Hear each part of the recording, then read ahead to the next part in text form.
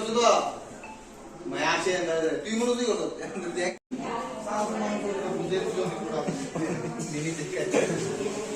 কি যাবে যেমন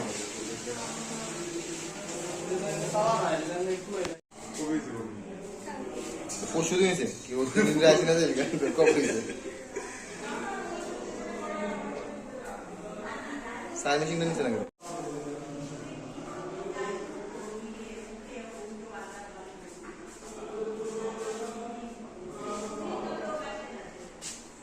আমাদের কাছে খবর গেছে যে প্রেস ক্লাবের একটা রুম থেকে চায়ের যে স্টোরটা আছে চা বানানোর যে স্টোরটা ওটা থেকে কিছু জিনিস মিসিং আছে। এটা আলমারিটা খোলা ছিল কিন্তু গেট যে ছিল এটাও তালা ছিল।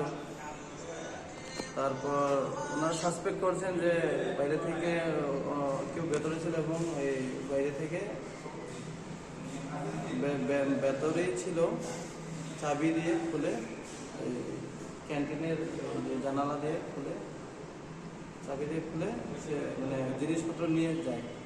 তো এখন আমরা তদন্ত করছি, এখন তদন্তে যায় বেরিয়ে আসে জানানো।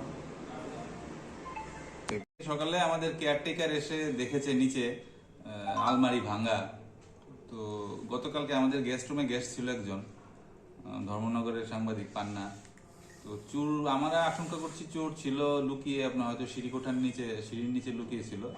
রাতে সে সমস্ত ঘর ঘুরেছে, তারপর আলমারি ভেঙে মূল্যবান কিছু জিনিস নিয়ে যায়নি, তেমন কিছু ছিল না ওই আলমারিগুলোতে কাগজপত্র ছাড়া। তো লন্ডভন্ড করেছে সব জিনিসপত্র আর কি। সকালে কেয়ারটেকার এসে দেখেছে যে দরজা জানলা সব খোলা, তখন বুঝতে পারলো যে চোর এসেছে। আমরা পুলিশকে খবর দিয়েছি, পুলিশ এসেছিল। কারোর উপর কি কোনো ধরনের সন্দেহ? না, এটা তো সন্দেহ করা যাবে না কে এসেছে। আর কি কি জিনিস নিয়েছে মূল্যবান কিছু কি? না, এরকম মূল্যবান কিছু নিয়ে যায়নি, তবে সমস্ত আলমারি জিনিসপত্র লন্ডভন্ড করেছে, সবগুলো 2-3টা আলমারি খুলেছে, ভেঙেছে। এখান থেকে একজন মানে রাত্রিবেলা থাকে? রাতে আমাদের একজন স্টাফ থাকে কিন্তু সে ছিল না, সে বাড়িতে গেছে।